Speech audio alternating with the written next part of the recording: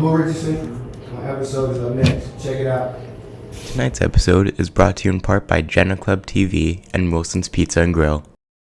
This from my pops, California coastlines, living out my real mind. Now it's really showtime, now it's how I draw a line. From the fake to real, that's how it feels when you multi. But let's not forget all of the giants I wanna stunt down. Scared that their positions can't be taken with a new sound.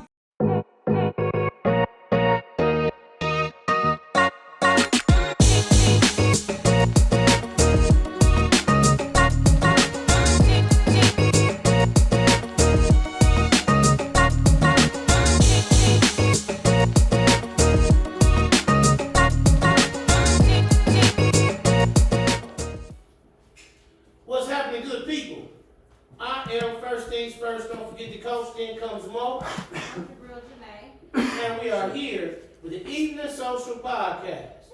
We took a couple weeks off, but we back now. Now, I've been waiting on this one. I'm just telling you right now, I'm, kind of like, I'm in the booth, freestyle. You know what I'm saying? Everything we doing today is off the cuff. I'm excited. You probably gonna see another side of me today. It might be some cheers. Not for me, though. Might be some cheers, some other things coming, from the day. Because this one here is like really sentimental for me. All jokes aside, this is our guest today is deep in my heart. I love him, care about him. And I couldn't come up with, an introduction. So I'm gonna just come with the introduction of what he means to me. I started coaching when I came back from New York. I was 21 years old. And there's always one player that affects you, that affects how you coach, what you do. And this is one.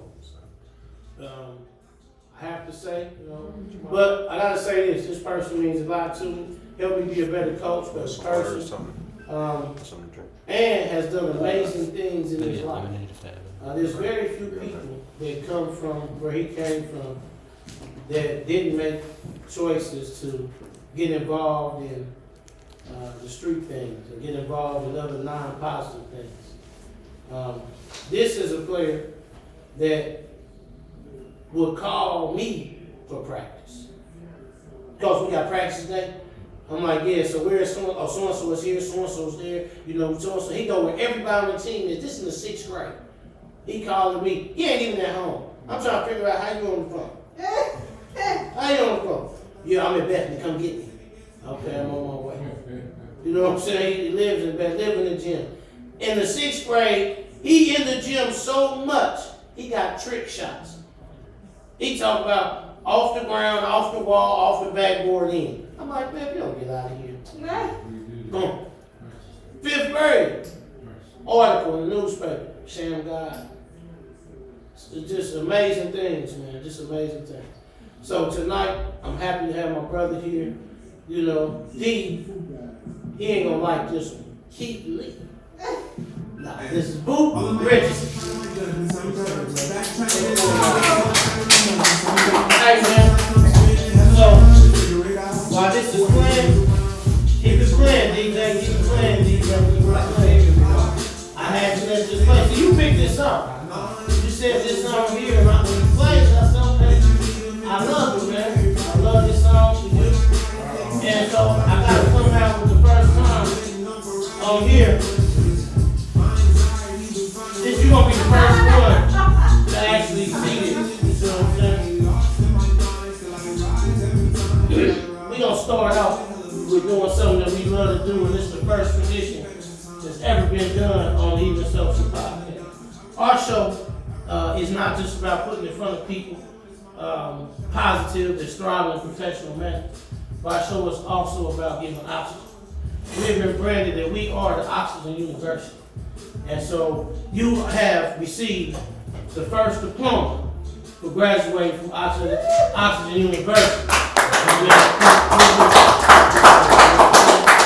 We're going to start with that joint out the gate, man. You know what I'm saying? He wouldn't let me put Keith Lee over there. I wanted to put Keith Lee, he wouldn't let me. He said he wouldn't come if I put it up. So I put Boo on that. Let's go. So this is our way. We're not going to give him flowers, but we give oxygen. It's our way, man, of saying that we love you, bro. People in our community love you. You mean a lot to our community. You have always mean a lot. And what you're doing now, we're going to talk about it. What you're doing now to train our youth, to build our community up, that means a lot. We want to breathe life into you to continue to do these things. And we're going to talk about what you're doing. But I wanted to get that out the way. It's the first thing. I want to start with the honoring, because you mean a lot to me. You mean a lot to our community, man. And I just want to start with the love first. Appreciate it, brother. Thank you. Yes, sir. That might be my master's right there. Man. I got everything else. Did you go around? Yeah. University, so I think that's my master's. Okay. I Appreciate love it. it. So who you got with you, man? Left you. Santana. I got my son. Yeah. Santana McKill Richardson. Okay. That's my baby boy. So Yeah.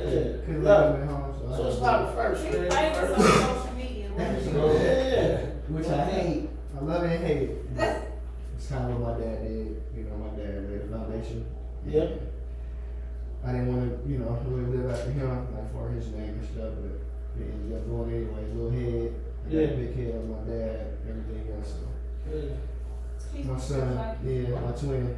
It's my twin. So man, let's lead into that. Since you brought that up, I'm going everywhere, man. Man, Bob, let's talk about Donnie Ray Franklin, man. Let's talk about that a little bit, man. So for those who don't know, Donnie Ray Franklin is a basketball legend, man. I'd say. And he played at Sumner High School. Yeah. So All black. yeah, All black. yeah. He was a Spartan. Smart. Yeah. Correct. So let's talk just a little bit about, growing up, the relationship with your dad. I got a chance when I got probably like third, fourth grade. I got a chance to actually like know who my father was. Always been in my life. Mhm. Every day. Just got a chance to meet my brothers and my sisters. Eric, Dion, Pam, and my brother Brandon. So I got a chance to meet my dad over there throughout the weekend and summers.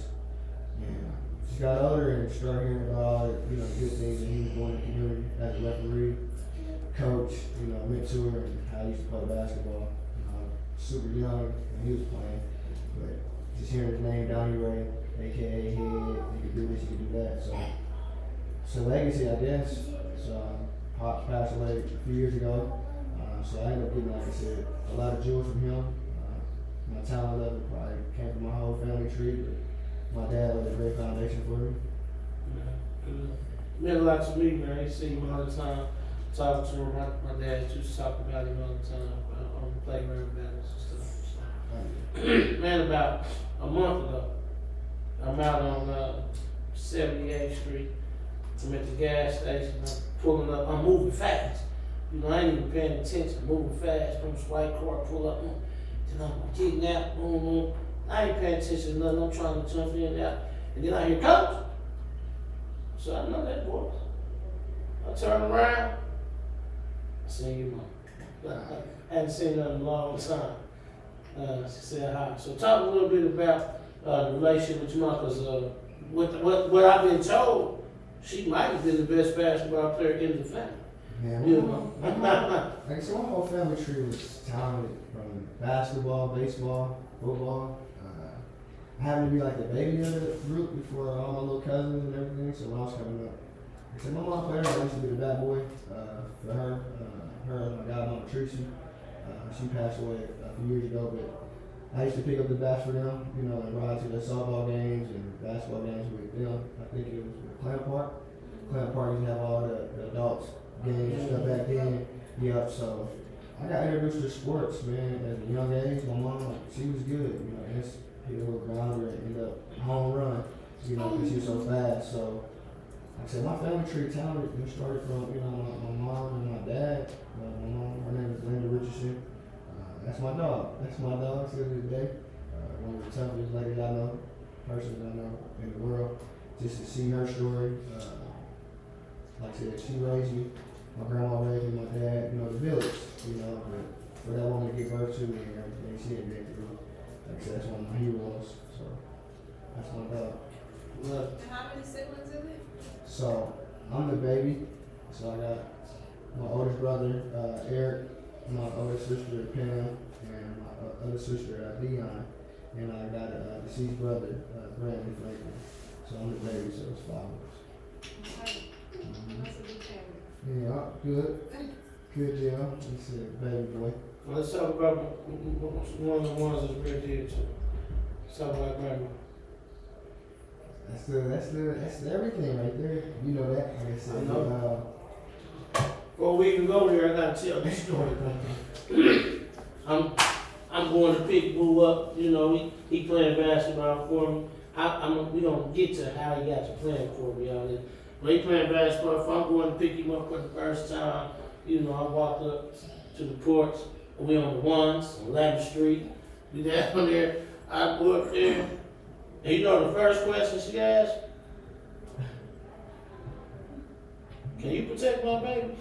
Listen, That's the first question she asked me. Can you protect my baby? I said, yes, ma'am. I'm gonna be safe. that was a house rule before you jump off the porch. Making sure you're safe. no, Yeah. for real. Yeah, you know. Yeah. Grew up in that era, man. We grew up in that era where you had your parents, but I think grandma was, you call her mom. You know, Yeah. you call granny mom. She raised me, raised the whole family. You know what I'm saying? So I got a chance to stay with her.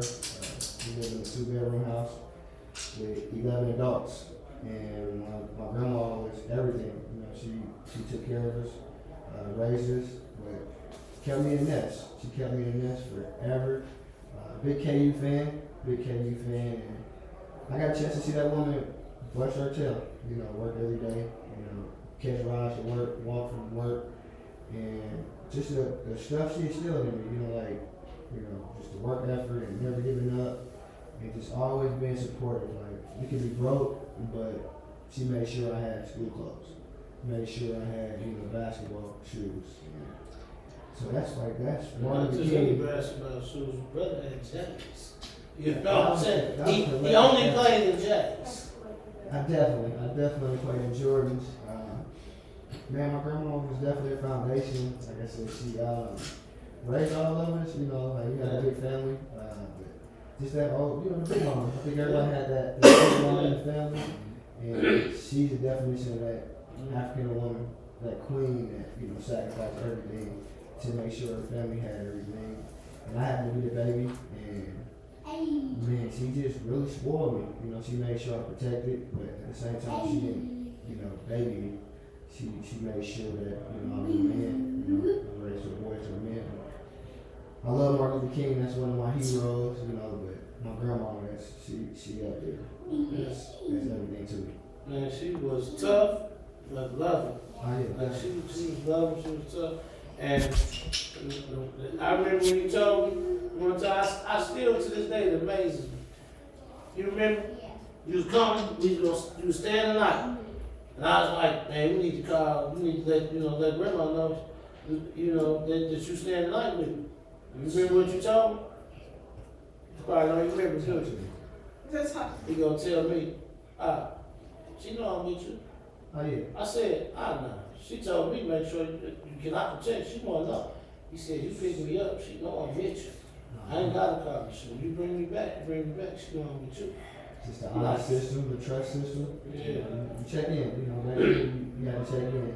You know, Yeah. before you left the house, you better know where you're going. You know, Yeah. so grandma know, you know, I'm gonna be over here. If you change or anything else, you gotta call. You gotta call me. You Change, you yeah. change.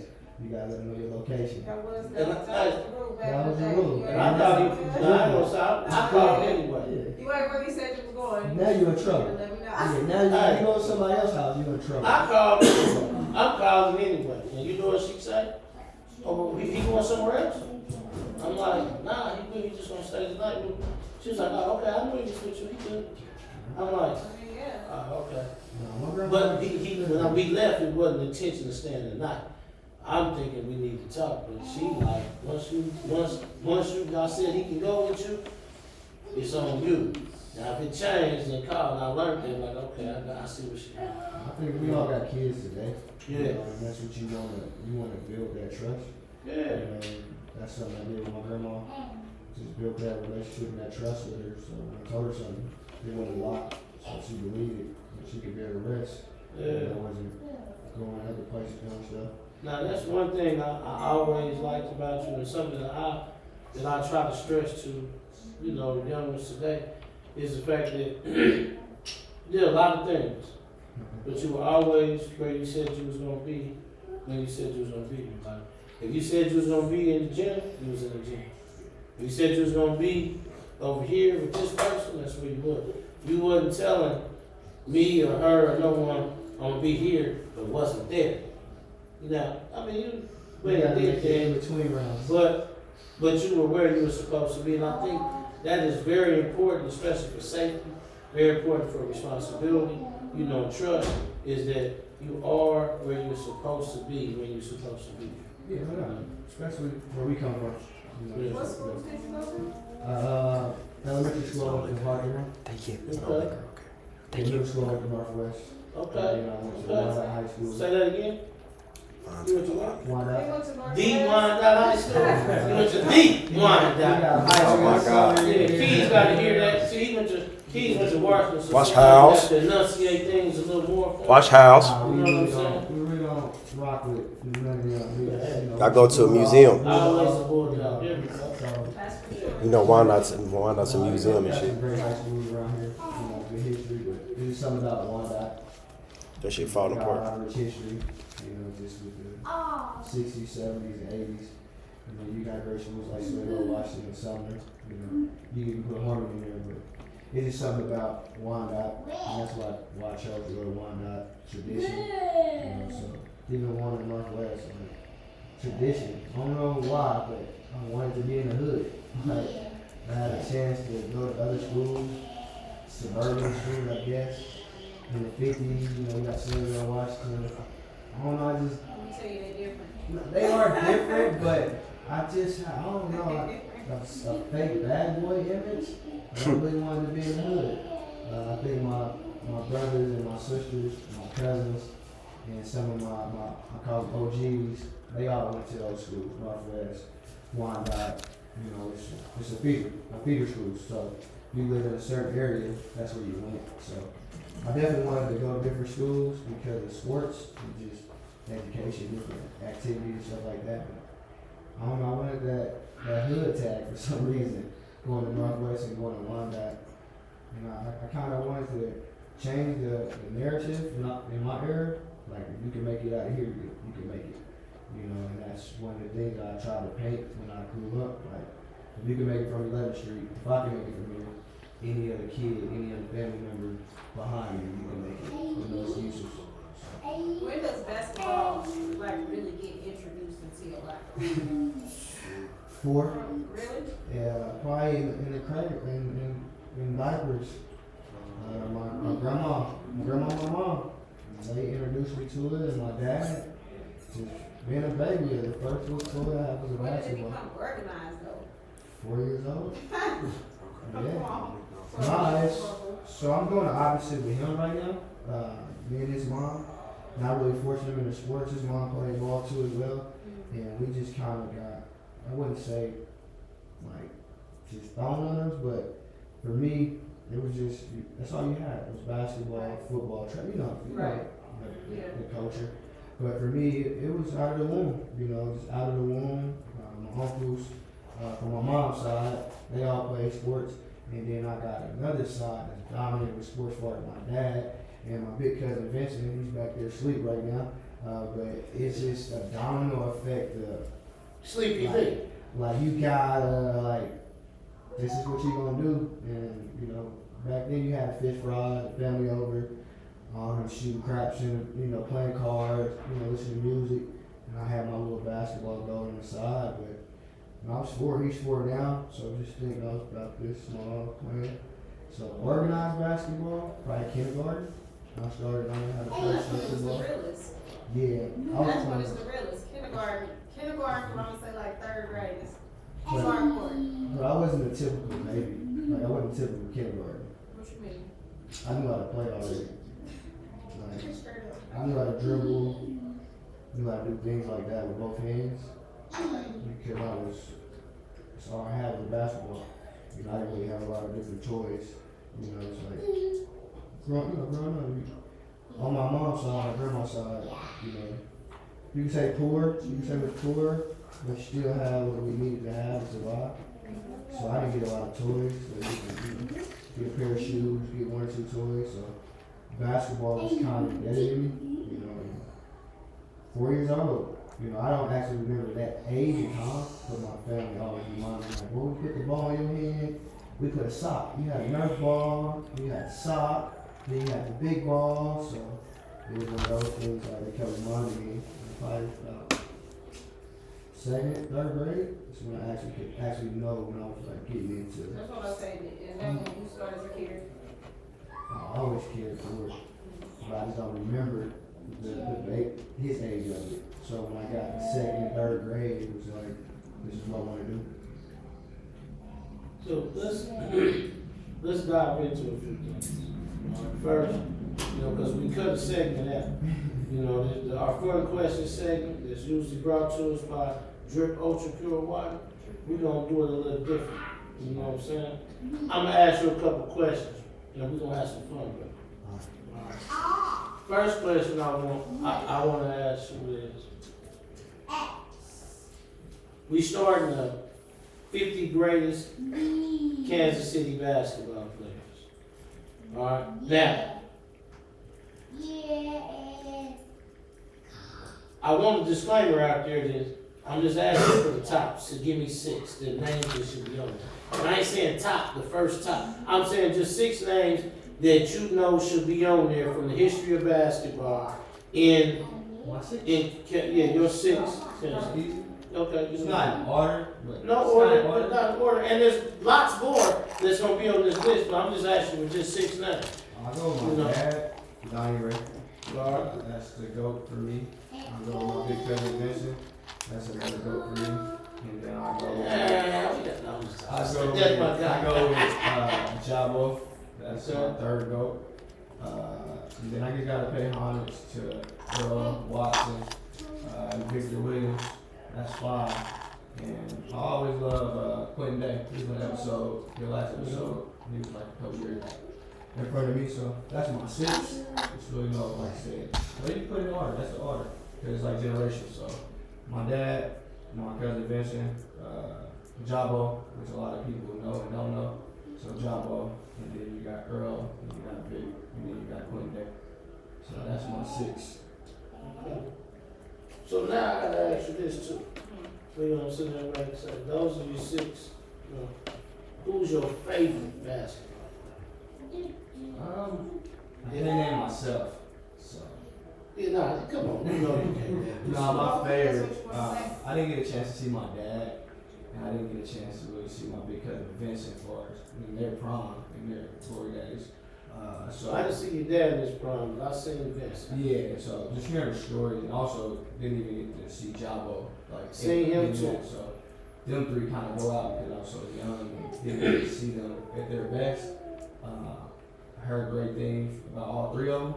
So, just want to push them out due respect. I didn't see them. But seeing Earl and seeing Victor Williams and Quentin Day, I like to go with Quentin Day. He's my favorite just because he did so much. He left-handed guy, could do everything, post up, shoot, win games, dunk, throwing the ball down, so he's a couple years older than me, so I got a chance to watch him and play with him. So when he did things, it was like, all right, I'm about to do that, and he can do it better. So that's one of the guys I idolize, with the other 5 guys, just hearing their story and stuff like that. And there's another guy that he could probably be my 6th guy too, Jamil German. Jamil German. It's a guy that don't get a lot of respect, man. That he's my top. He was the Greek freak before the Greek freak. Yeah, if I take my dad out of it, it'd be Vincent and then the other guys, and then he'd be that next guy. Yeah. So Jamil German's a guy that grew up on 61st Street with my brother Brandon, B. Frank. Yeah. So he ended up going to Turner and playing in the Turner area, but I think he was at Washington for the first couple of years, maybe his freshman sophomore year, but he ended up going to Turner and didn't get the love that he deserved, and he wanted it's again, all of us deserve some credit. I give all them guys credit because I'm not in competition with people. I know who I am, and I'm always gonna show love to the people that did it for me. So Jamil and all them other guys, I took a page out of their book and just added to what I had. But Jamil Journey, one of the guys that was Shem got people in high school. You know, that was Kyrie before Kyrie.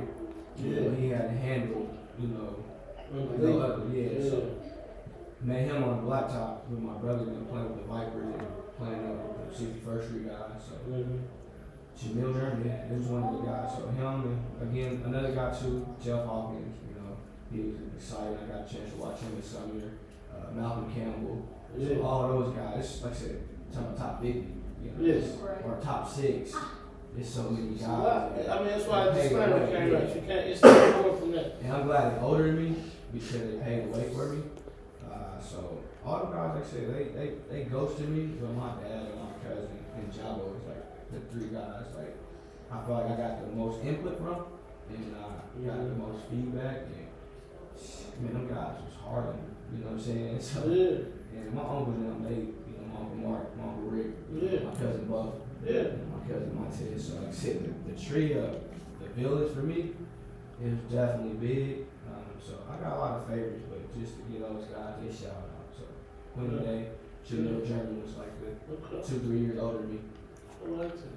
Now let's flip this.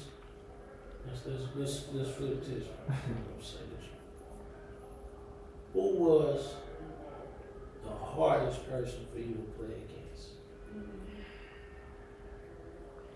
Man, it's a lot of them. You play my attitude though. I you know that. So I know what you're gonna say. So I'm saying dig down and just come, because nobody was hard. I know that really. You just play and you don't. Nobody play. was hard. And you wasn't. I'm gonna be honest. But just who was the when I grew up to play against, not guard or not. I'm saying just play against. Like they gave you, you know, like you know you had to make it. But I didn't say fits. I said you know you. Come on, cause first of all, you better say the little white boy in Oklahoma that put the whoop through your legs. Are you gonna say what about him? I ain't know him.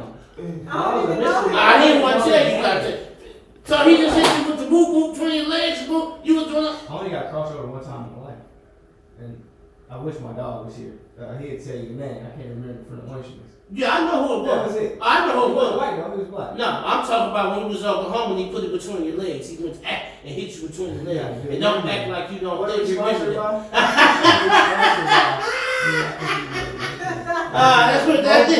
I think he wears cups. That's what that is. I knew you weren't gonna say the nothing. hardest. Like I had to play against. If we talk about every level, probably Eric Gordon. When he was at Indiana, he played for the Clippers now. Yeah. So that probably was like when he was at Illinois State? Yeah, when I was at Illinois State. Yeah. He played for Indiana. And by the time I started guarding, he had 28. Yeah. Because he was I was guarding Jordan Crawford. He played in the NBA for a long time as well. Right. 6'6" guard. Yeah. I was guarding him, and he was 6'7". And we switched up to everybody like guard Eric Gordon because he's the #1 pick. Blah blah blah. And halftime I want Eric Gordon. But we already had 28 at the half.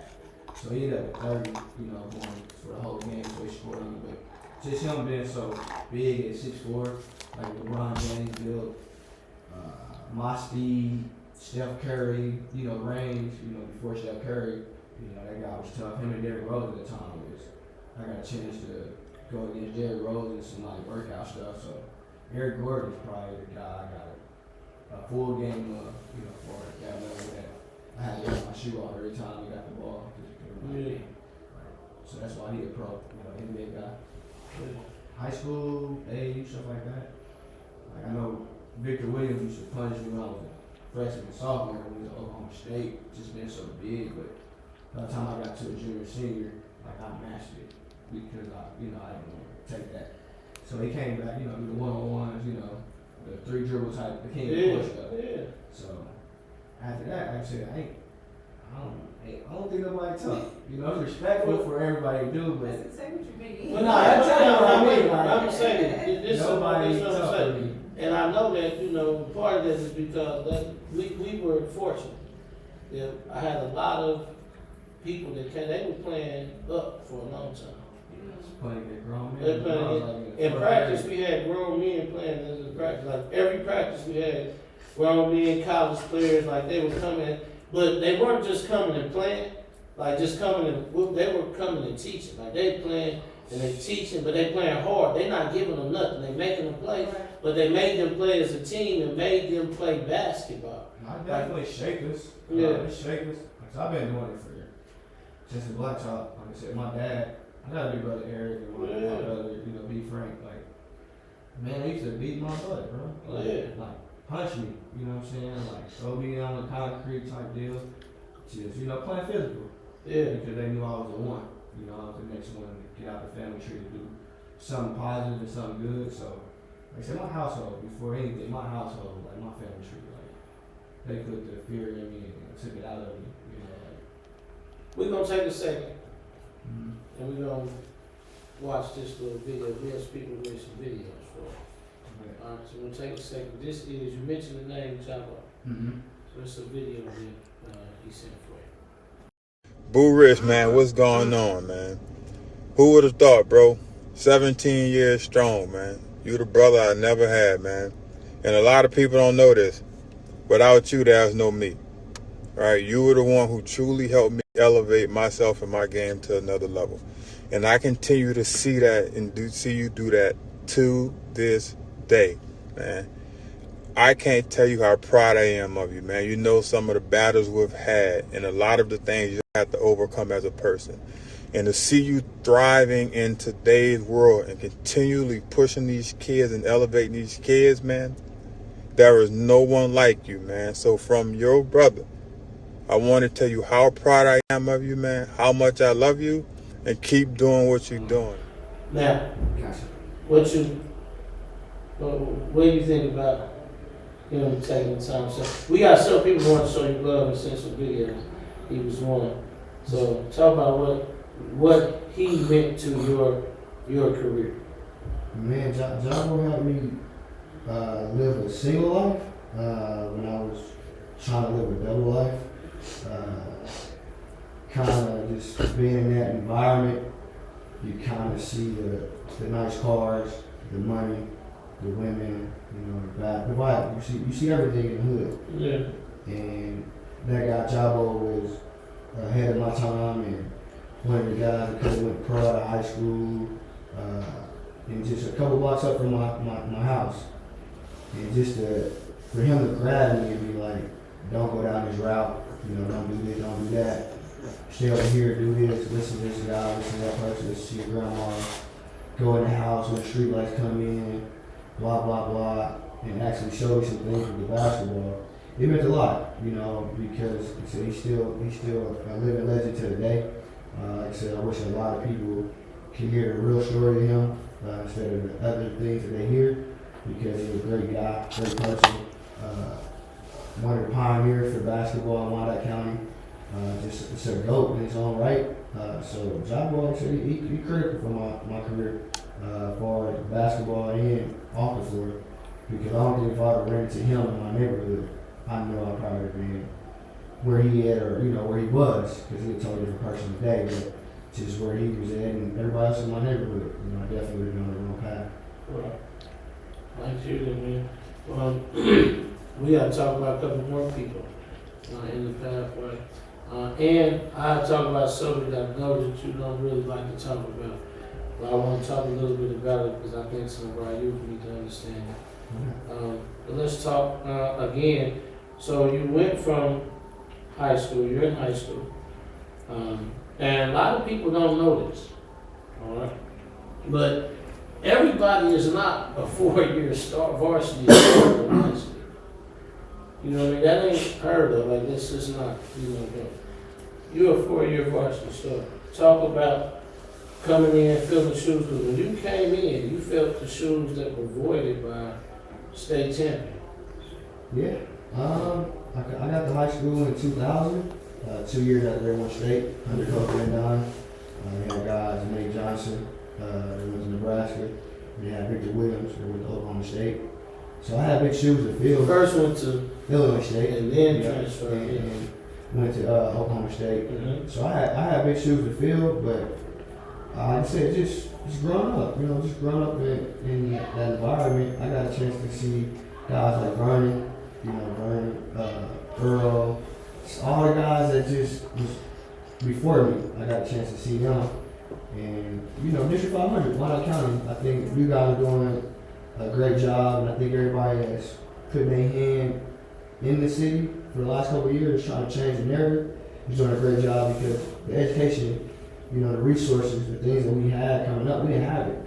You know, so you're talking about high school or junior college. It was like a 4-year plan. You know, I definitely wanted to go D1. I think every kid wanted to play Division I.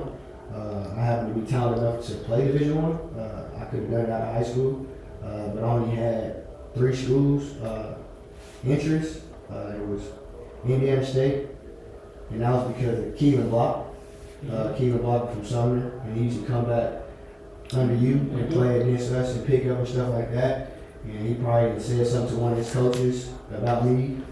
So I got some letters from them, but it wasn't like, we want you. It was interest. You know, then I got some Illinois State, and I got Oklahoma State because of Richard Williams went to those places. So they checked his trail and they see me, you know, so I got that. I just got interest. But for 4 years, I was a varsity starter. I started as a freshman. I think I was like maybe 4'11" when I started varsity, freshman year.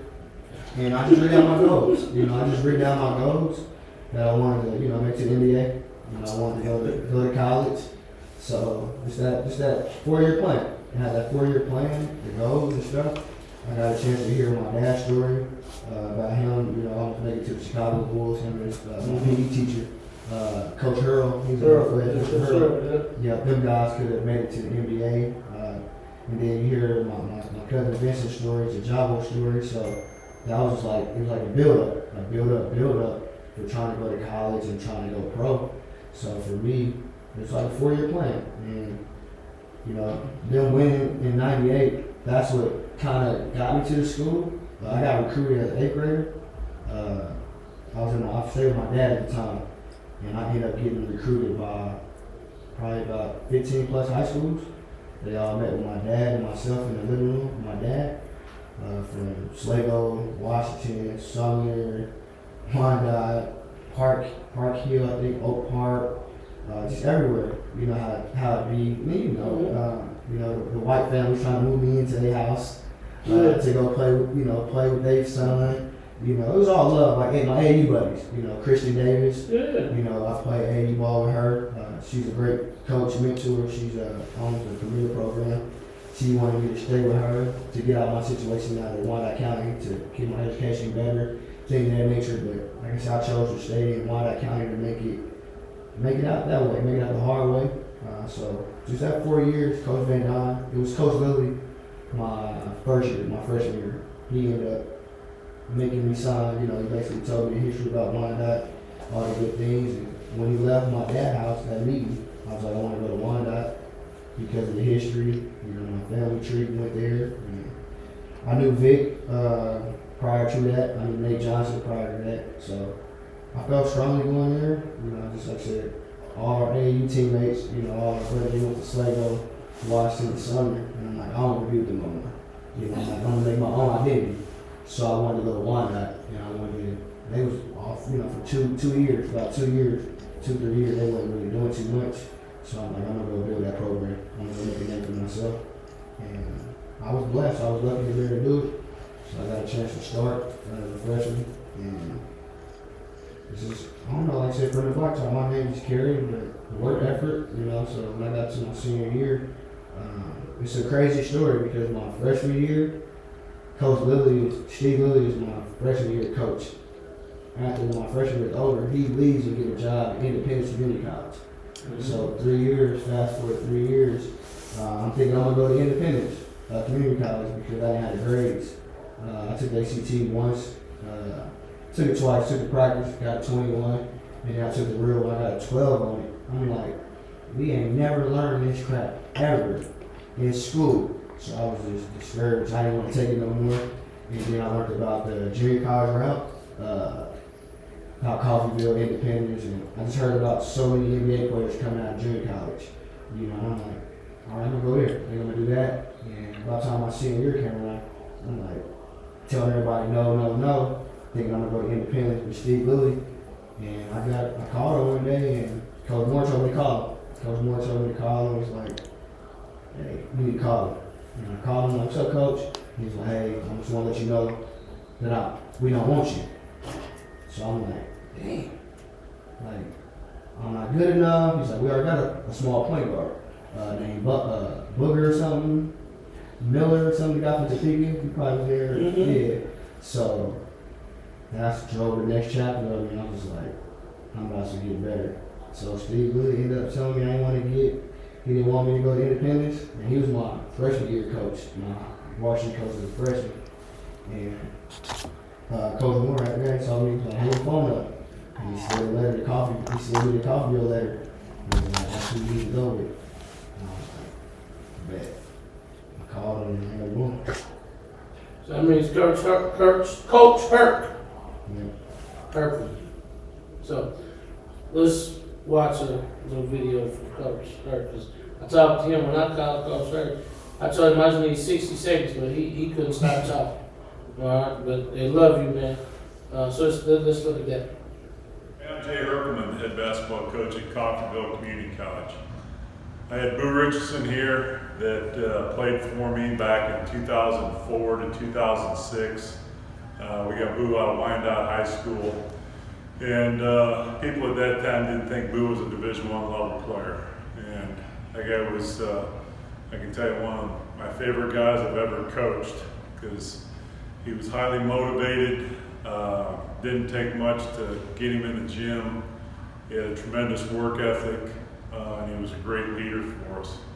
In the 2 years that he was here, we won 2 conference championships, and we went to the national tournament his sophomore year, where we were 33-5, and we finished 5th in the nation. As I said before, Boo, a lot of people didn't think Boo was a D1 player. His sophomore year, though, he proved people wrong. He had all kinds of schools recruiting him, including the legendary Bobby Knight was in here to recruit him, amongst a lot of other schools. Boo chose to go to Illinois State.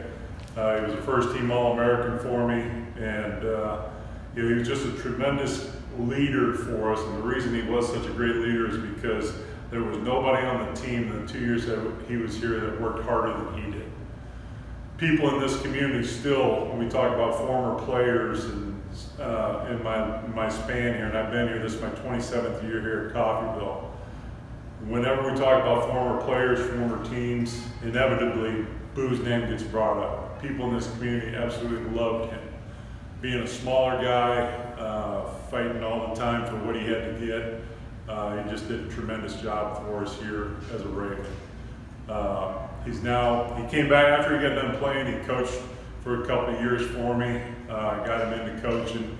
He's still doing that now up in Kansas City. He's coached Northeast High School over on the Missouri side. And he's going to be really successful because he's a great teacher of the game. He's going to be working hard with the young people, and I just can't say enough good things about him. He's one of my favorites and always will be. As much success as we've had here. We've had a lot of good point guards over the years, but in order to get on this window right outside my office, you got to be pretty special. So this dude right here, one of the all-time greats here in Ravenland.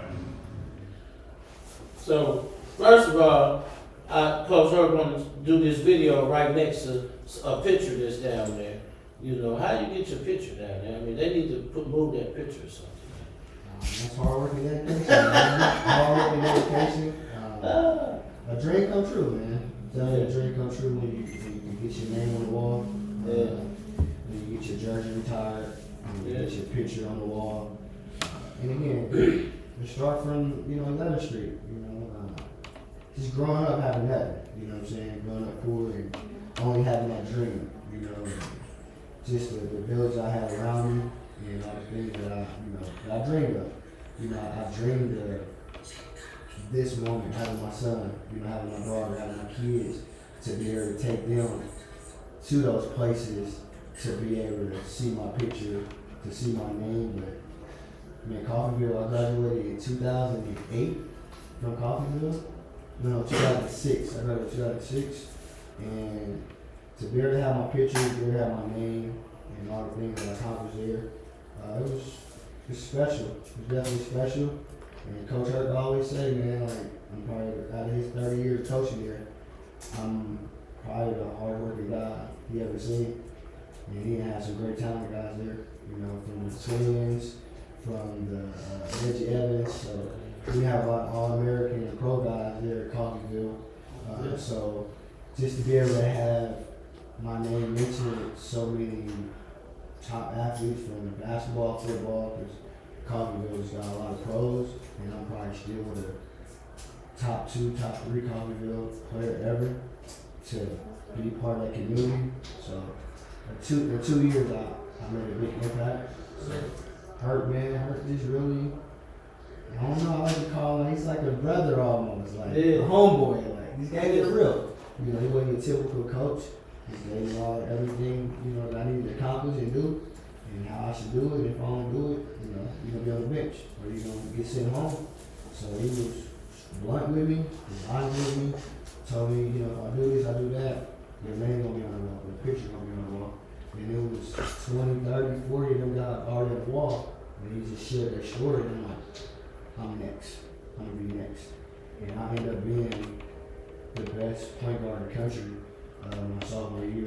I ended up being second team my freshman year when I got there. So I went from, like I said, a local guy, Boo Richardson, to the whole world knew who I was by the time the second quarter of the season came my freshman year. So now let's talk about. I gotta come back to something. You know what I mean? Like I said, I know this ain't you don't shy away from the subject, but I know it's not a subject you ain't talking about. But I want to ask you, was school easy for you? No. School was definitely sad, man. You know, I definitely won't share the personal information about my mom or my family tree, but you know, just in the 80s, you know, drugs was the drug. You know, a lot of people did drugs and alcohol, and just growing up poor. You know, I didn't have it. You know, I didn't have the proper stuff that I needed. You know, and you're just a kid. You know, you really don't think outside of the 5-block radius. You know, you just thinking play, and you lucky to have family members and friends that if they ain't made it out, even if they ain't been out of town. You know, I didn't know about McDonald's and Burger King until I started going with my dad, you know, on weekends, because he kind of lived farther out. All I knew about was the corner stores. Going to the corner store, getting lunch meat, eating that, you know, the ground beef, you know, doing that type of, you know, from Pearl Labs to Cordero type deals. I didn't know anything outside of that. So education for me, you know, always been respectful, you know, always worked hard. And that's something my family tree still in me. But reading wasn't really a good reader until college, you know, for I say high school, math, none of that. Then just very low. Couldn't really read and write growing up. Just knew how to play basketball. And, you know, a lot of the teachers was passing me on because I knew them from the community. You know, my math teacher probably stayed 5 blocks up.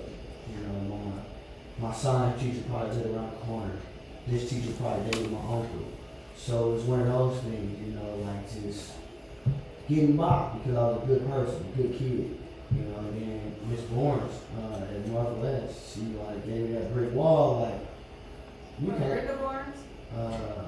She what's that, Cordero, her husband at the NFT. Yeah, she hit me like, you can't read, you can't write, and you over there in the class clown. She's like going at me one day. I'm like, shout out to Miss Barnes. Oh, for real, like she's one of the ones saved my life for real. Like, if she put that brick wall on me, like, you could do all of this and be cute, have all these girls, wear all these nice shoes, play basketball, but you dumb. I'm like, what? So this was like 6th grade. And, you know, she's like, come before school. Let's do 20 minutes of reading. Stay after school. Let's do 20 minutes of reading. And I took heed to that. I was the class clown, you know, throwing stuff, you know, being a kid. You know, for my 6th, 7th, 8th grade year at, you know, Northwest, but I got a chance to learn how to read and write because of Ms. Barnes and Mr. Braswell. Mr. Braswell, back then they could put your hands on you. You know, so my dad and everybody gave permission for, you know, to get out of line, pop, you know, make sure. So just being a kid, you know, trying to hang out with the homies and chase girls. I didn't think about education.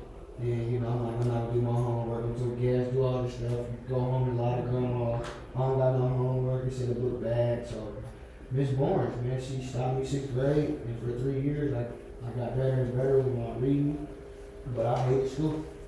I just was there just because, you know, it's one of those things you feel like you have to do it, you know, but if you pay attention to it, it can teach you. And if you do get some good people, good teachers, and I think that's what our generation had, we had people that actually was like a teacher that actually cared about you. You know, they had a job to do, but I mean, I had all the teachers, you know, they basically slapped me on my wrist like, you know you can't do that in college, you can't do this, you can't do. So every time I was in college, trying to sag or do anything, I had about 3 or 4 teachers like, they gonna do it, they can do it, but you can't do it. So I just separated myself, man, and got better and better. In 8th grade, I started kind of taking it seriously, but I didn't. It was just more, I think, from our community, and I tell people all the time, being a teacher now, we shy away from it. You know, we shy away from getting better. For somebody like myself, when I couldn't read, say you were a teacher and you asked me to read, I'm gonna basically start acting crazy, walk out of class, or give you mouth because I can't put that together. I can't read, you know, and that's kind of our Wyandotte County District 500. When our kids and our, you know, they acting up like that, sometimes the teacher ain't do what Ms. Barnes did. Ms. Barnes grabbed me and asked me, like, what's your background? What's blah, blah, blah. And when I broke stuff down to her and certain teachers, they was like, all right, you know. So they wasn't really calling me out to read no more.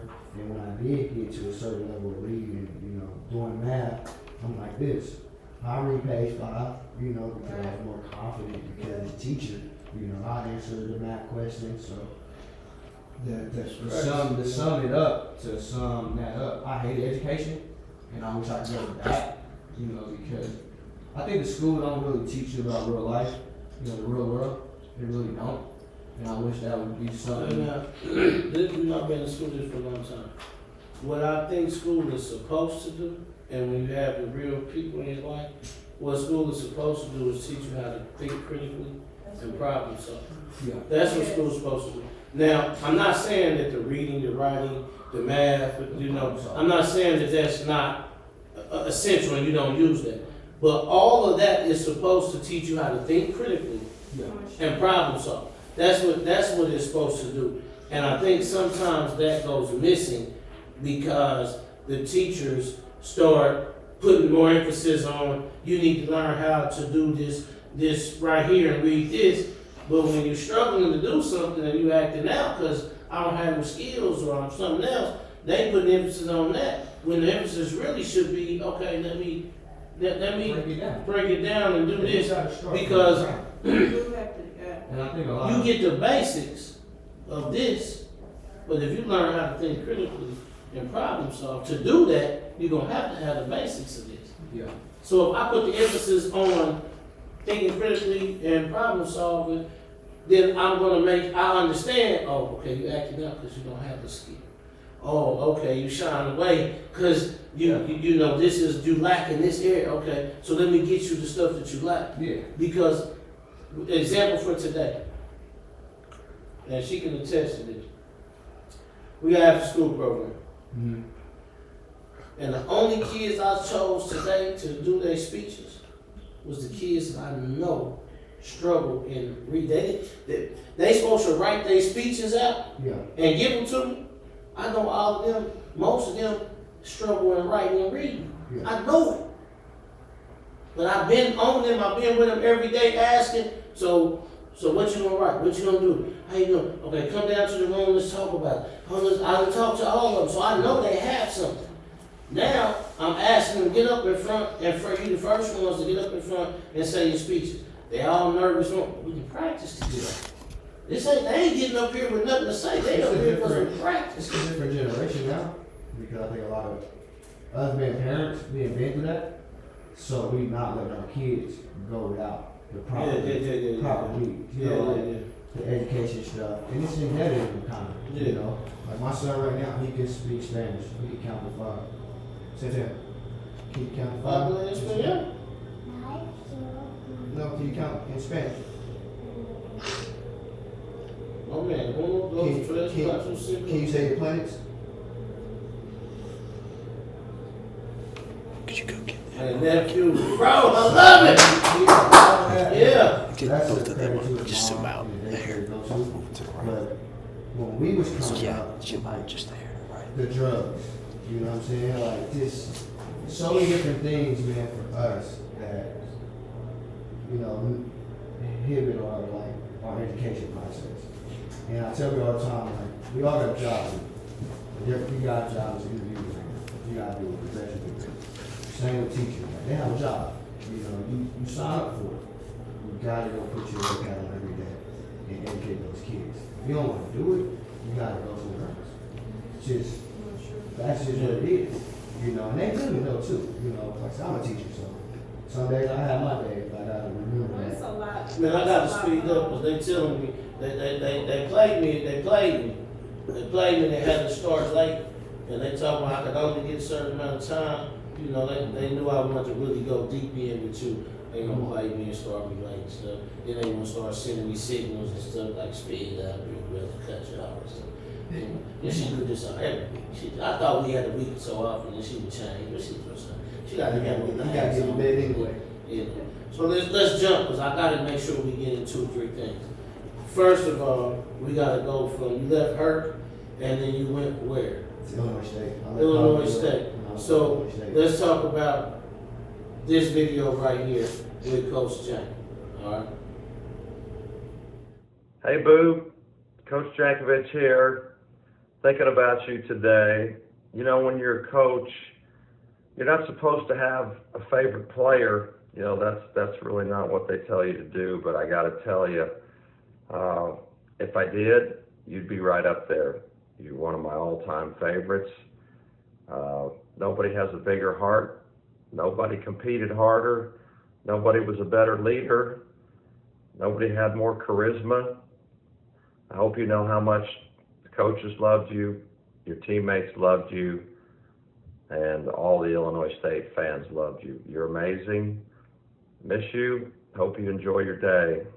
Love you, bud. Okay. Coach Jenee, love you, man. So I got a chance to play with Coach Jankovic. He just retired from SMU last year. I got a chance to play with him my senior year. I played with a guy named Porter Mosel my junior year. He's at Oklahoma. He's the head coach at Oklahoma. So I played with him my junior year. Probably the worst year of my basketball career, just because transferring from junior college to Division I was so hard. But I just didn't connect with my coach. Great guy now. You know, I just cut the grudge off a couple of years ago. Cause I'm every time I seen him, I heard about it, it was like a trigger because I've been wearing Jordans my whole life. Couldn't wear Jordans with him. Couldn't do this. Couldn't do that. It was just basketball got born for me. But that was one of the worst times of my life. I lost my brother. I lost my niece. I lost about 4 cousins. I lost an auntie. And all these, I lost a childhood friend that grew up with me. So that was all back to back while I was in school. And I was 7 hours away from home. Didn't really come home. And my coach was just riding. And I didn't have a good year. Not really none of that on him or whatever. I ended up partying and doing all, not focusing on basketball. And I just have a good year, and come my senior year, KU coach, he was the top, the head assistant at KU under Bill Self. He ended up transferring over and getting the head coaching job my senior year because our coaching staff got fired. So he just called me in the office, I 8 days before, it's okay. He's like, but you saw it. I'm like, what? He's like, yeah, you terrible. I'm like, you tripped on the best player of the team. Everybody in this city loved me. So after that, I just walked off. I'm like, I go to the room with my best friend Slack, my brother. I go to the room hey, what? I don't know, we gonna be able to play for this dude, we tripping. I'm about to transfer. Probably a couple hours later, I get a phone call from him. He's like, well, you the best guy on the team. He's like, everybody I talked to said this, said that. I just watched a game when you play Drake, you had about 27 points, this and that, this is what you gotta do. And you can't make this thing I gotta do. And ever since then, like, I bet. I'm gonna prove it wrong. So I just add them on a sheet of paper. So I used to have like this list of people. Like a list of people that basically I just. On one list? Nah, he was on the home team. Well, he was on the early. I was on the early list? Yeah, oh, middle school, yeah. I think yours is you had like a 5-hour practice.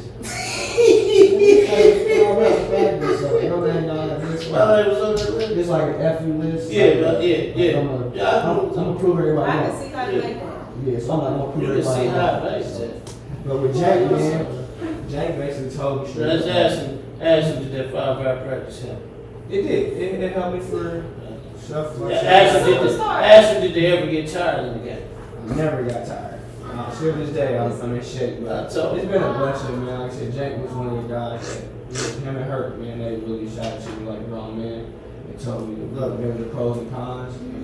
Now, I gotta ask about this, man, because you know, I had a guy send the video too, because you know he had to save you a few times. He had to save you a few times, you know what I'm saying? And so I had him send the video, and let's watch this video.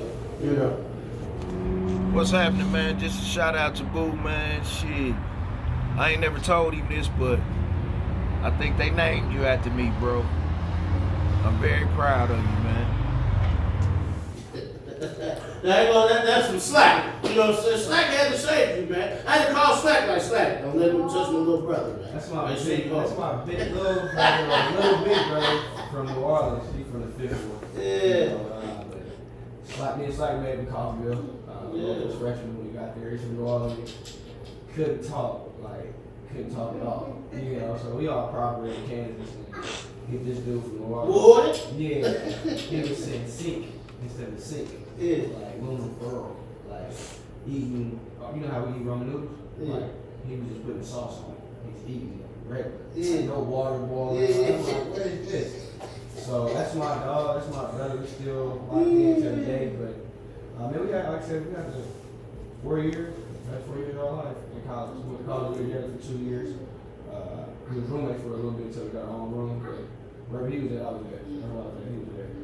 He was the first dude. I got a 4X t-shirt from the gas station. Like, he ordered a 4X t-shirt. I'm 5'7" with a 4X.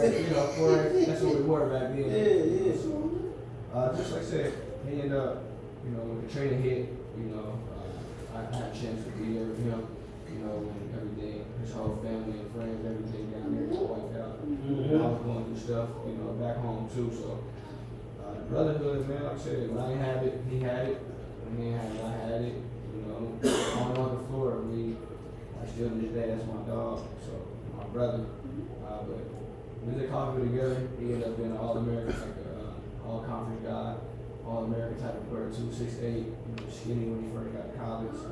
Reggie Evans came back. Reggie Evans played in the NBA for years. Yeah. He came back and was just punkers one day and gave us a lot of jewels. And Slack, he's in weightlifting now, personal trainer. He's super big now. Proud of him, great father, great guy, man. But I was my right hand man, like I said. When my brother passed away, like he really he grabbed me, was like, nah, like, he was here for me, you know, when the training hit, he was like, it's only right that I'll be here for you. So, you know, like I said, if it wasn't for him, the parents dropped all that, I would drop basketball several times because my phone used to ring so much from people back home where people like Jabrelle and yourself, like y'all like, bro, don't worry about what's going on here. Focus on what you got there because you come back here with your brothers and your cousins out there, you gonna be just like that. Yeah. So rest my brother's soul, my cousins, but if it wasn't for people like you know, Jabrelle and Slack, all them, I tell you all the time, like I ain't proud of it, but I kind of live a double life.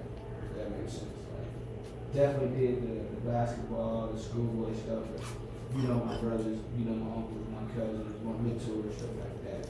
They're like they had, like, I was always trying to do that, but they would elbow me out the way. You know, like, go over here, like, you know what I'm saying? Like, go over there, like, you see what we doing, this is what you can do, but No. So that was slightly mentality, like not to Illinois, that Coffeyville. It was slightly, and he had the same kind of upbringing that I had in New Orleans. Like, it's 10 times worse. Like, where we from Kansas, he was on the phone one time talking to his cousin or something. Went in the gas station, came back out. They 4 tires were gone. You know, a 7-minute time frame in the 5th one. So he was just telling me all the stuff that happened in New Orleans. I share all the stuff, you know, from our city, and brought back home to meet all y'all and family. So Yeah. that's my big brother. Like I said, 6'8", man, bodyguard. We definitely was. You got your other boy too. E.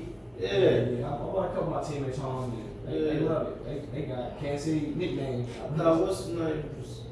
Man, I don't know why I keep saying Osiris, but that's no, Osiris never came to Kansas. No, E. Is that who I met up there? Yeah, E. You met Osiris. You met everybody at school. At school, okay. Yeah, Osiris was the man. Like, he just Okay. stopped playing with Turkey, but Yeah. he was a sophomore. He is the one that came down here. Yep, he was, Okay. yeah. So we all kind of. Back then it was like, you know how it is college, man. You got the athletic side and you got the black side. Yeah. So we always be on the black side. Then like, as far as the parties and stuff.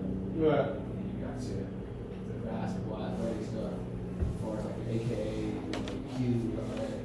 I was about to play and try to be a Q, but it's Well, too you much. already had players, so we won't go through that. We won't talk about, you had already players back in the day, you know, so we won't talk about, you know, this stuff today. Now, I gotta ask now because man, I'm so proud of you for what you're doing now. Like, you don't know. You just don't know, man. I'm just very proud of what you're doing because it's not the fact that you are doing something positive, you know, but it's the fact that you are vested in change and you are vested in doing something that builds future. And I love it, you know what I mean? And so now you are, you started coaching after college, and you know, I said I wasn't gonna say this, but I'm gonna put it out. We're just the Even Social Podcast. Jenee Club part that speaking truth to power, right? I'm putting it out there. You know, he didn't want to coach with me. I'm coaching. He was already there. Now I'm about to coach. He wouldn't coach me. Oh, he said it out loud. Okay. He said it out loud. Like, he said it out loud. He said he I went from a small stipend to a big stipend, so it's one of them things we all talk about it. You know, I think it's a 360. You know, I'm back in the situation now, being at Harmon High School, coaching, you know, in the inner city, trying to make change. There's people like yourself, a friend here tonight, she speaks into me all the time as well. But you don't know. You know, when you're doing something, you don't think about how good you're doing or how proud you are or the effect that it's had. You just kind of just do it. So that's what make that. So that the truth about it is that's what makes you. I don't want to say great, but that's what makes you do a great job. What I'm trying to say, like that's what makes you good at what you do, because you're not thinking about the reward. You're not thinking about how good you're doing. You're just doing the best you can do, and your heart is in it. You're passionate about it. You're doing it, and the reason why I'm so proud, I'm more proud of you than I can ever say in words, is because I told people a long time ago, Coach, and they said, who gonna be me? I sit back. Who gonna be me? They're like, nah, who? Yeah, I'm sitting there, tell them. I got an uncle, man. My family tree always said you the one. I never knew that man. Yeah, but I'm saying. No, I'm talking about the coaching. Yeah. I credit all y'all in the sense of y'all giving me that. You know what I'm saying? You know what I'm saying? You gave me from a coaching standpoint, from a big bro standpoint. Like I said, all the people you mentioned, like y'all gave back for free, and it wasn't. You didn't want money.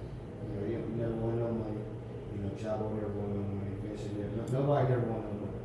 Nobody never wanted a shout out or a picture. You It was like, all right, I see you got potential, I see you care, you just need this, you just need that. And I think I was going to run off with my life and do what I want to do. After I got done in college, played a couple of years of professional basketball, I'm like, I was do me, and I feel like when I was about to do me, like a brick wall hit me. It was like, that's not suicide. Like, you gotta go back. Because I was about to go to LA, travel the world. Like, I've been blessed to be, travel the world and be in like 5+ countries and do stuff and do a lot of things coming from Wyandotte County. But some just told me to come back, definitely believe in God, but it was get back, Came back doing the free workouts, the camps, the clinics, and you've been a part of it, So the whole giving back stuff, man, is just from my community. Everybody, gave back to me. They embraced me. They opened the doors. Like I said, you was one of the first guys. You, Don Lee, Jerome Hooks. Man, I could name, like I said, it's a list of good people that's still around. That I wish one day everybody could come on the same court. I don't think there's no hatred, but it's like, everybody had their time. We had a critical point now where just think if all the black people, I wouldn't say black people, just all the good people in our community come together, how big different things can be, and how many more doors the young guys and young ladies can get. But it's island here, it's island there, it's island there, it's island, and it's a big water. That's where we at. But you look on the other side of the highway, there's one big place, and it's just big. We got a little bit idea. So what I do, man, like I said, it's a credit for you. It's a credit for everybody, man. I didn't think I was a coach. I did not think I was a coach. I knew you was going to coach. I really thought I was to be. I can't say it on TV, but listen. I said it on TV. I said it on TV. You thought? I can't say it on TV. You got good people in the crowd. Okay. Your son. Okay. We ain't gonna say it. We ain't gonna say it. I definitely like said, if I went to the NBA, I definitely want to coach. This is what I told him. And I tell people this all the time. I didn't coach basketball when I coached. I managed basketball. He coached. I coached practice. In practice, I coached. I put structures together. I coached. And we would talk. We would do stuff. But when we got to the game, I didn't coach. I managed. He called all the plays. He did all the stuff. People, we talk about this to today. Me and some of the other teammates talk about. He will come over to me and say, "Mo, take dude out the game." Real talk. We put it out there. We keeping it real. But he had the right to do that. He had the right to do that because he was the first one in the gym. He was the last one in the gym. He was the first one in every sprint. He never slacked off. He was the first one. He called. He knew where everybody was in practice. He called like so-and-so in practice. When I come and say, why so-and-so here, they here, they move. He had them there. We didn't have no days where people was missing practice because he was already telling. What gift it was? Man, I don't know what. I'm telling you. I'm like, where Boo? I don't know. Nobody know where Boo is, right? No. I'm asking them where Boo at, Well, I'm telling people, they call me like, we can't find Boo. I said, don't worry about it. Boo gonna call me. Practice ain't for about an hour. He call me 30 minutes for practice, coach. I'm down here in Kinston, coach, or wherever. I'm at bed, coach. Because can't nobody find him nowhere yet. But he know where he at, and he calling for practice. And he done already called everybody and said something, and boom, he like, coach, I'm here. He know when practice is. He down here. He know when practice is. He calling not to be late for practice. He telling me, coach, hurry up so we ain't late. Hey, man, you just called me in 45 minutes for practice. I'm down here Bethany, though. Okay. Boom. Different times. Man, but it's a testament to I knew you was going to coach. I knew that he was already coaching. He was telling his teammates, you supposed to be over there. You ain't hustling. You ain't boxing out. So most people would be saying, take him out the game on some jealous things or some other. He wasn't saying that on jealousy or nothing. Except for one player. But I ain't gonna be over here. To give you that input, man, just on why. Yeah. It was my grandma. My grandma said, I was raised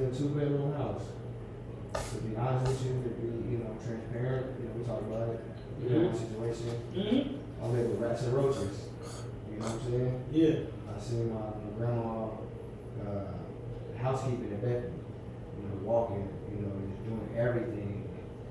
I slept with my grandma all the way up until middle school. Yeah. I slept with her in the same bed, and warming the water up on the stove and putting it in the bucket, taking my bath in the bucket, washing up in front of everybody in the household. So that drove me, Mo, to be the best. That's why I never lost in the drill. That's why I never lost in the sprint. That's why every time when I play basketball, it's personal. Because I just seen what my grandma just went through. I seen her walk 10 blocks with a big old bag of groceries, and I got 10 adults in the household, and nobody helped her. So I used to sit on the hill, and I used to run up the hill and go get her back for her. So my whole thing was I'm gonna make my grandma proud. I'm gonna take the hard work off. So that was my why, you know what I'm saying? So still to this day, I'm 37, I take it personal. I hate losing. I don't like losing nothing. Because that was remember, you talked about the sprint, you talked about the first in practice. But my grandma was first. My grandma was last. Do stuff like that. She was the last one to eat, first one to make the plates. Still got to clean up, stuff like that. So that was my why. And I think if these kids today or just anybody that's doing stuff, somebody do it again. Get a why, but that's what drove me. I didn't want to see my grandma, struggle. She sacrificed so much. Growing up, like I said, with rats, relatives, and not having I didn't have my bedroom until college. That was my first time getting my own bedroom. Yeah. So stuff like that, man, is. Can I tell a couple stories real quick? You got it. Let me tell this story. This right here is crazy. We playing so many games. They're in 6th grade, and we playing what we call the NBA season. So in 6th grade, we playing over 80 games in that 6th grade year. That's why we call it NBA season. But we're playing leagues, we're playing tournaments, we're playing 2 or 3 leagues at one time. So we over town, and we playing in the first league we playing in is the Wolves League. We over there playing, and they told us he can't play. I'm like, why he can't play? Because they gave us these big oversized jerseys and they can't see his number. So they tell us like, well, he can't play because the referee can't see his number. I'm like, man, this is the jerseys y'all gave us. We got jerseys, but y'all want us to wear y'all jerseys. Man, this dude tells me, and it's ingenious. This is how, what I'm saying is I knew he was going to be coach and doing. He said, well, just tape it up, coach. Wrap it up. I said, what? This dude is from all his doing what he doing. He like here, he's flipping this jersey. He like here, just wrap the tape up over here and pull it up. Man, we sitting on the line. I'm putting tape on his jersey, wrapping it up, and we taping the jersey up to where now the jersey fits it. It's big, but now it fits like his own jersey. The number is sitting. Man, I'm telling you, that right there, when that happened, I said, oh yeah. This dude about to go. This dude is ill. I'd have never thought of that. I was gonna quit. I'll keep it real. I was gonna pull him like, we ain't playing over here. How you gonna tell me he can't play because y'all gave us some jerseys, y'all want us to wear y'all jerseys, and you saying this jersey is too big because y'all saying y'all don't have a small enough jersey for him, and y'all can't see the number. I tell you all the time, my IQ is just, I watch the game a lot. Yeah. So I just watch a lot of basketball, and I don't think nobody coached me. I always coached I coached the team. Ask him about you. 30. What's the first one? Our AD team was like really good. The Wolves was really good, but we started beating everybody. It's about 30, 40, 50 points. So it was like immersion room, but good time, like I said, humbling, that's what I said, just playing with older guys and playing up the grades and most different, You don't even want to tell you. playing up. He ain't But I never played. They call the game. The 30, you can't win So by we 30 scored. points. The first, they came up with two new rules. We always got rules on us. Yeah. The first rule was the game is over when it comes to 30. And the reason it was because we played a couple games. And I told Boo and them to stop scoring. I said, slow down, stop. They won't listen to me. Told him stop. They ended up beating the team by 100 points. I told him stop, man, but he ain't listen. I told you stop, man. I told him stop. I told him stop. They didn't listen to me. So they come up with a new rule. Get to 30, the game is over. Right? Who and them want to play the game? It's 30-0, 32-2. The game over in 5 minutes. If you don't score 30, if you don't get a 30, keep playing. No, we all try to keep it 28. That's what they started doing later. Later on, they started trying to. I see they started playing the game. But that's because what happened was we started the game getting over quickly, and they liked that. But then they started saying, "Oh, the game got to go at least to halftime, and if you're up at halftime by 30, then the game is over with." So then they started trying to only score. They letting people score on them. So I'm like, man, if y'all don't stop. Sportsmanship. It's called sportsmanship. Now I ain't gonna say Good sportsmanship. sportsmanship. Okay, so was it sportsmanship when y'all was over there taking y'all shoes off, telling them look at the scoreboard? No, you gotta understand there's different people you play against. We used to play against Oh, Missouri different teams. people. Oh, okay, that's different. Okay. So you know, Okay. it's still fun. Still, yeah, it was a lot of fun. Yeah, man. it's The Jayhawks won all the Yeah, smoke. you got Missouri versus Kansas still today. Yeah. No matter what you do, people still feel Missouri, Kansas, which I hate. They all won. They swear they're Royals and the Chiefs is all Missouri. It ain't us. So, but just growing up, you get rivals. Punch sports, you get rivals. But I enjoyed every bit of it. Still this day when I walk around, you know, people know how I am because of what I do. And I'm competitive nature. Now, I know we got time to go, so I gotta get a couple of space in. Talk to me about 5th grade, Lawrence, Sam got It's my first newspaper clipping that I got. This is a move called Sham God. If you play basketball, you know who he is and what the move is. And I just started, watching TV, watching the tapes, and practicing it. And I started doing it in the game and making the kids fall. And I got my first newspaper article. I think it was 5th grade? Yeah, 5th grade. And it's still framed. My grandma framed it. Coach. So it's still framed. Coach, can I do it? Coach, can I do it? Be rich, Coach, can I do it? That's one of the legends back there too. Be rich, yeah, he Rich, know. Coach, can I do it? I'm on there like, man, stop asking me, man. Coach, can I do it? So that's how they started running the score. Because he knew if he got the score about 20-something and asked me, can he do it? Then I'm going to say, yeah. No, we had a good run our youth leagues, and like I said, I think that's what I'm doing today. With all these kids, like I said, we had good rivals with a lot of teams. Very bulldogs. We had to play up. They was up. They was over. Ooh, we always played up. Yeah, we still got a chance to play against them, but just watching the sports today, I hate it just because it's not how we used to compete. Watching the youth. Seen that post. Why they scared to play up? There's a post about why you won't let them play up. I'm trying to remember who posted that.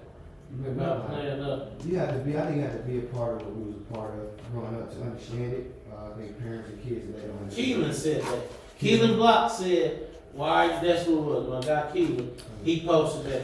It was a Twitter post, and he was like, I don't understand why you're afraid to let kids play up. They're supposed to play, as long as they can compete, that's the thing. I tell you all the time, we ain't travel a lot. We only travel to Oklahoma. I tell people all the time. Yeah. We played up 2-3 grade. We was in middle school playing high school varsity against the night groups. We was playing against senior guys. We got a chance to compete and beat them guys. I'm not saying we was just beating everybody like that, but we was beating older teams from 6th, 7th, 8th grade. Yeah. That was the best in the city. And that shaped all of us because we all had good careers. Our AU team, Mike Hutchinson, Joseph Hutchinson, Brian McMurtry, Marcus Nelson, Marcus Johnson, he's at Wyandotte head coach. This Jesse Ford, Chris Robinson, Rodney Howard. Rodney Howard. So it's a lot of great guys. Derek Donnell. Oh yeah. So it's not Pony. Pony, Andre McClain. Great guys. I'm all my brothers to today. I love them 20+ years. But like I said, I want to say thank you. While we got the lens on. Thank you, Mo. We talked about the university, the Oxford University. Give you your flowers while you're still here. Being proud of you. Thank you for doing what you're doing. You definitely you know, I know you personally, and I can say it, you did 360 the last 8 to 10 years, man. Super proud of the man you are, the father you are, the mentor you are. Like I said, you growing up, he used to be super skinny and cold. But you still look good, man. You still look good. You know, I text you and we talk about it, but I really, all caps, man, I love you. Thank you for being a great mentor to me. Like I said, you definitely one of the guys. If I didn't have you, I know I would have, you know, done all the things I've done. So that's vice versa, boo, man. Tell everybody, man, this is a two-way street. Now, I got 2 more things and we gotta get out of here. We have to talk about, we got to talk about what I think was one of the most iconic moments in your life, especially for the relationship between your grandmother, is her seeing you as senior night. We gotta talk about that, man. That's the comment. Man, at that time I thought I was balling. I was trying to fly my whole family out. To watch me play senior night, but you know, black folks, they weren't trying to get in the air. They weren't trying to fly. So I just told them I'd pay for their train tickets. And my grandma, she never missed a game. You know, she used to always come to my Coffeyville games, which was 2 hours.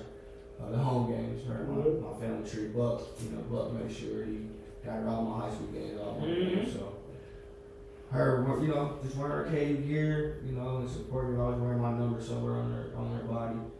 But this you have her, my mom, my dad, my big sister, my nephew, and you came out and had all y'all out for my senior night in front of thousands of people, you know, on TV.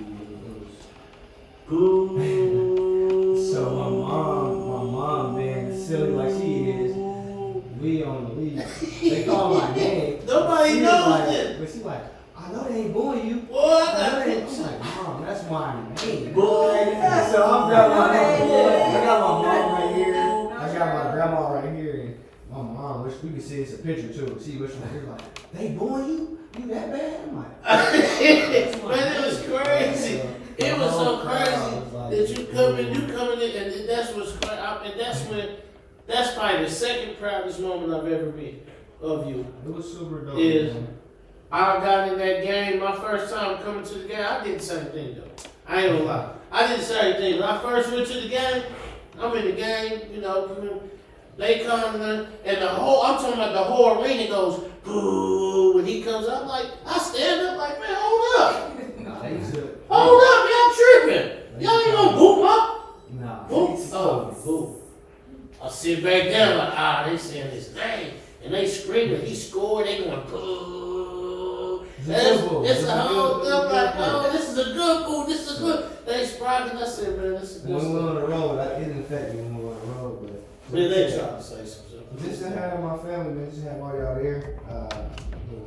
Definitely, that was a great moment to go and see your grandma. I got a chance to. But what's good is about the graduation, her seeing that you completed 4 years of college. Definitely. The things that was just amazing. Man, I think I showed my route. God did a great job with me. I showed my route to be the example for not just him, but you know, man, you can make it from wherever. You really just got to put your head down. You know, like I said, I was definitely a person who couldn't read or write, didn't have the money, didn't have the resources. And I've been around the world. You know, I didn't make it professionally.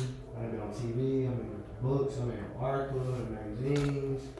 I didn't make some of the coolest, like, wherever your wisdom is. I think as a person, like, I done done it. I'm not saying I'm better than the next person, but again, you know, like, I'm just starting to like, take heed of that the last couple of years. Like, I done done all this stuff. You know, and not even thinking like it's something cool or something I accomplished, but to do all that stuff and check it all off before my grandma passed, it's kind of what you see on the TV show, the movies, like the grandma, the parents, somebody special, wait till you accomplish all this stuff before you leave her. Yeah. I think that's what my grandma did. Like, she waited. I think my dad too, you know what I mean? Even today, I feel like my mom chapter, I got her to do my mom chapter, you know, so. Been humble, man, been a humble experience. I'm thankful for you guys having me on here. We appreciate you coming. I got 2 things and we out here. And these are really last 2 things. Listen, Don't sit over there flipping your lips and stuff. Don't. This is Come on, special man. night. Okay. So, what I want you to do is now I want you to talk about where you're at now. You're at Harmon. Mm-hmm. You're the head coach of Harmon High School basketball. You're the PE teacher, but then you're also the head basketball coach. And you are really pushing to bring sports back to Wyandotte, bring them back. I mean, you just had a free clinic that you invited all USD 500 students to come participate in on it. I know we don't have an opportunity to dive into too much. What I do want to do is I want you to tell us about your decision to come back to Harmon. And I'm saying that because you took a pay cut. Yeah. You know, you wouldn't coach with me because there wasn't enough money. You know what I'm saying? And so you wouldn't coach with me. You left and went to some other district. And then now you coming back and taking a pay cut to come back and stuff. I'm hard to believe it's just me. But anyway, no. But I'm just talking. Really, honestly, I want you to talk about your reason, your drive, your why for coming to Harmon. Like, what is your why to coming back here? Just praying, man, and getting that feeling, believing in God, and just seeing a need. Like, it's a need. It's a need for a person like myself to try to link the change together with people and not being afraid to voice things and do things. But our youth and just even our employees, we don't have nothing. We don't have nothing. We just seen that with the Super Bowl. We just seen it as far as you look over on the other side, they look great. Then you turn back and Wyandotte County, your license is out. You know, so not having a community center over right now for kids is a problem. I don't want to point fingers at nobody, but these are things we got to change. Not having programs, not sports programs, STEM programs, musical things, just offering more programs for our kids to stay active, you know, to learn, to be, you know, to see it at a young age and not wait till you get to college to try to learn things. But right now, our community don't have nothing. What they're doing is, you guys know way more than me, but the neighborhood don't look the same anymore. You know, it's not the same faces, which is not a bad thing, but when you talk about, now it's different. It's just time changed. It's, if you, $25 chip is not 25 cents. It's not 25 cents anymore. Yeah. It's $1 for a $1 chip. Yeah. The honey bun is not 25 cents anymore. It's $1. Yeah. I just looked at it today like, Now there's I'm like gonna put 50 it, cents yeah, now. it's not, so it's time is different. It ain't penny candy. It's 50 cents. Quarter cent. Yeah, that's good. Yeah. But long story short, what you just said, man, is, I went to the other school districts, great. I was just talking. No, I'm saying, That's I'm saying, you know, great, so- money, all that stuff is great. They've always been like that. And in school, sports, it's just it goes down, it keeps going down. So they don't need me. I'm just getting paid. So my voice, I did connect with a lot of, staff members or kids, like great relationships with my 7 years up north at Parkville South. Them people was amazing. But my voice is gonna be more valuable where I'm at. Because I look like this kid. I've been through what this kid been through. The kid up north at Parkville South, when I'm telling him my story, he like, I live in a whole mansion. My car better than yours. I can't relate to you. Yeah. But when I tell somebody look like me and been through the same Wyandotte County structure, and when we open these community centers, it just makes sense. And it's kind of what you guys basically did in our doing now. You back in the community trying to give, but they started to see some, I'm 37, so hopefully somebody 20 that's freshly out of college, means that just came from Wyandotte County could show that. So just being able to open our community centers is a big need, because in suburban places, our community centers open. The sports programs, the feeder programs for Little League, football, basketball, baseball, it's feeders. And they learn systems. They learn how to time management, sportsmanship, they work ethic, teamwork, brotherhood. It's all built up from Parks and Rec or Little League teams. And when they get to middle school, high school, they got everything they need. Man, this is the first time ever in my whole life that I did the math of how old you are and how old I am. This is the first time. If you want to keep your life. youth, I wouldn't say your name. I wouldn't say your age. if I want to keep my dude, I'm not Yeah, that much older. I'm not that much older than you, Our man. coach, your said, I mean, You said what? begs the question. So that's, I was coaching young. I told you I come back starting at 21. so but I was coaching this summer and the kids was 18, 17, and I was 21. So I've been coaching a long time. The man's only 11 years younger. but my gap is like that with the guy I first coached. Yeah, that's my first coach and the first stuff I started with them. It's like that. So I got a brother that, see, you're hating. I see that. It doesn't look That's good. that question, though. That's what we really need Okay. though, for We do, we need that. why that county, That's they what gotta happened. open it up. It happened because the relationships are still going, but you need to see somebody who looks like you that's from there, that's going through this, invested in you, and is young enough to understand.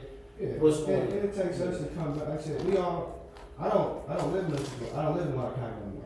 Yeah. You know, I be there, We know, we all kind of, you know. we know what you So need. it's one of those things like, it's a need, and I don't get no money from it, but I want to see somebody better than me.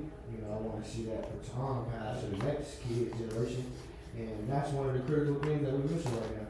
In the inner city of Kansas, Missouri, like that chapter, like I feel like there's a lot of people just, they skipping that. I'm going back to the suburbs, or I'm gonna get this job right here, and it's dry over there. So you have to, look at the TV, you see the drive. All them kids came from the hood. They ain't coming from the suburb. They came from the hood first, the inner city first, before they went to suburban. So our groups of athletes and talent is in the soil. It's very good to know. So if we can tell the kids how to read and write and do stuff at a young age, in our Parks and Rec, it's a chain. Parks and Rec, feeder teams, AU teams, or program, kid teams, middle school, high school, college. But the chain is broken right now from feeder teams, youth teams, and Parks and Rec.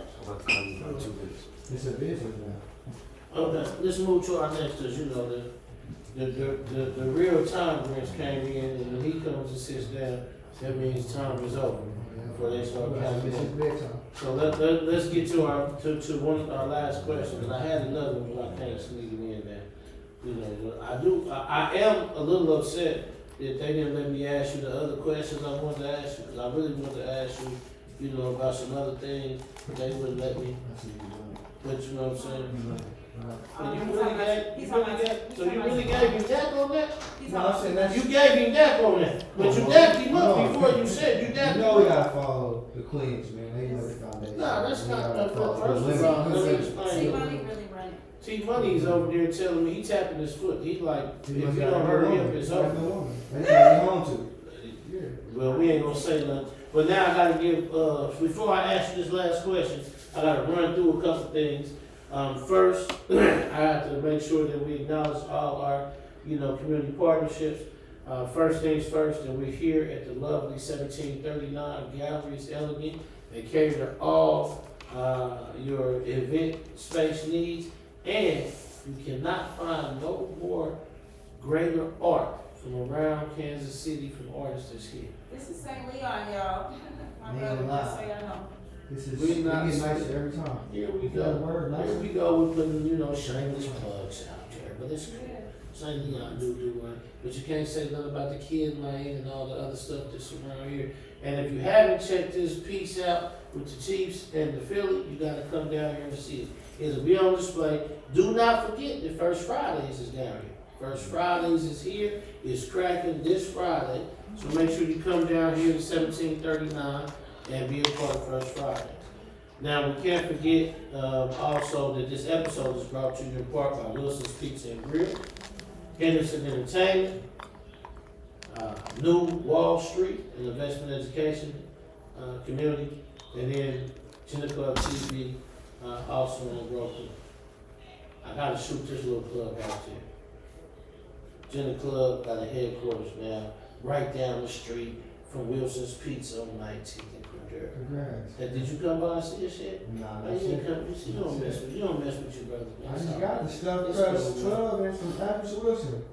And you didn't come and see us? Tip the little guys in the back. And you didn't come see us? We right down the street, you didn't come see us? There, I got. Tell Mr. Wilson, love you, OG. Ah, okay. All right, let's move I'll on. probably do the chicken next. You chicken? Okay.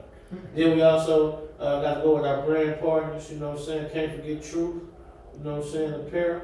truthtoreason.com. Cannot forget Brainiac 91. Come from a little bit of style. Can't forget that. Yeah. Cannot forget Sleep Vodka. Confidence 71. Who knocked down our, I'm trying to see what happened. Who knocked down, our Wavy by PLG? Yeah. I don't know. I was just looking for it. Yeah, I thought you moved it. I moved it. So I see doing something else. Okay. Now they gonna from the side bring it out. They threw it and moved it from the side. It was They over grabbed there. it. I didn't move nothing. Somebody else, but they doing like it's okay. It's okay. We got them in there now. All right. Heartland 180. Can't forget Heartland 180. Can't forget the grocery shop. We cannot, also forget that. Did I forget anybody? Sweeties Teas, Drip Ultra Pure Water. There we go. I knew it was two. Okay, there we go. Now, we got all that out the way. Now, this is our last question. Boo. Well, I gotta get serious with you. Keith Lee. I don't know why you don't want to answer that, man. That's why I met him as Keith Lee. So we didn't get to go back how I met him and what happened, but we don't, now he want to talk to, call him Keith Lee. Let's go. All right. Boom. First of all, man, love you. I appreciate you. I'm super, super proud of you. Like, you know what I mean? And I'm glad that you didn't say nothing to make me cry tonight. I was real emotional and everything to have you here. But I do appreciate you, man, here, man. In the bottom of my heart, I love you. Now, you got 20 seconds. The whole attention of the world, the whole world's attention, 20 seconds. What do you feel that 20 seconds with? You want to look in the camera and give us that 20 seconds. Don't tell us what you say. Actually say that 20 seconds in the camera. Once again, you got the whole world's attention for 20 seconds. What do you feel that 20 seconds? You look at this camera right here, and you're going to give us that 20 seconds. Just do it right now. That's it. For 20 seconds, you're going to say, just do it right now. I'm in the chat. Low key. Just do it now. Whatever you're doing, do it now. So for 20 seconds, the whole world, you're going to say, whatever you're doing, do it right now. This is one of the absolute worst 20 seconds challenge. When you live in a life for so long, I'm just going to say that don't matter much. This is the world, Craig. The world, Craig. the world changed. You're supposed to give our baby some type of life. Do it now. Oh, we good. We keep him under the wraps. I ain't say him, I saw the rest of the baby. The other world may not know, they need to see. That's a great choice. Do it now. What you waiting on? Do it now. You didn't say I did. They gonna do it now. Do it now. Do what now? I could have been going until the car. I could have been going, you know what I'm saying, to bust a move. Yeah. Just do it now. Okay, now, alright, here we go. Alright, we out here. But I do gotta ask you this, because, you know, I've been getting texts and stuff to ask you this question. And I didn't want to ask you this, but I'm going to ask you this. You know, so I'm going to go ahead and ask you this as we getting off before we leave. I'm going to ask you, I'm just asking how they ask you. Is Boo covering up all that gray hair with the hat? I just want to ask you. You know, the other one says, Boo look older than you with that hat on, covering up that gray.